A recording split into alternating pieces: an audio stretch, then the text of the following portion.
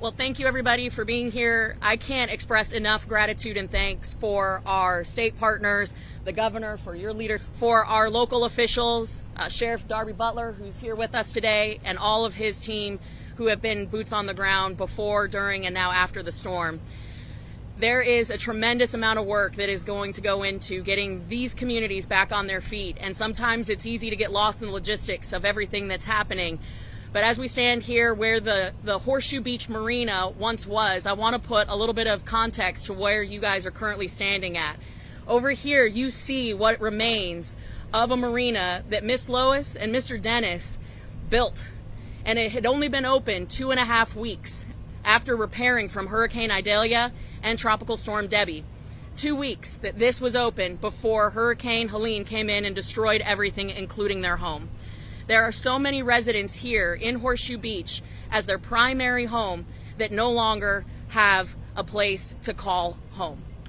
And so it's pretty tough when we're talking about all the logistics, all the moving parts, that sometimes the humanity element gets lost. So many people lost so much, and I can't thank our federal, state, local partners and nonprofit partners enough for the work that they're doing.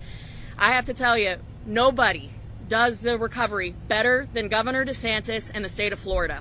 It was less than 24 hours ago that I put a bug in their ear that we needed 35 homes in Horseshoe Beach. And you just heard the governor announce they have 35 homes on the way here to Horseshoe. That is impressive. I also want to point out that the agricultural losses that our area is going to sustain will be over $1 billion.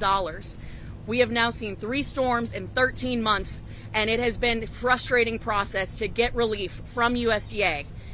Through the last couple of days, we've been on the phone with the Undersecretary of USDA asking for a strike team that we never saw during Ian, Irma, Debbie, or Idalia. Today, I'm proud to announce that there is a strike team en route to Florida that will help with our agricultural producers who got so hurt in this particular incident. The governor also made a request in his initial declaration to include Hamilton, Gilchrist, Suwannee, and Columbia County. At this point, they are not covered for Category A or individual assistance. So as a result, this morning we sent a letter to the President of the United States asking him to amend his declaration to include those communities that were also devastated in Hurricane Helene. And so it is our plea and our ask that the President amend that declaration so that folks in this region can get the help that they need.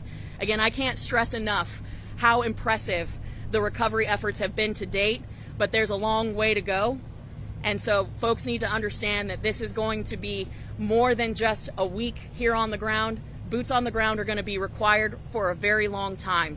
So thank you to all of our first responders, to the linemen. We have had some fatalities from Hurricane Helene. Thank you for everything that you guys are doing to get our communities back on track. And we will be doing our part to make sure that we get the federal resources in place so that the state and our local localities can begin the process to recover. Thank you.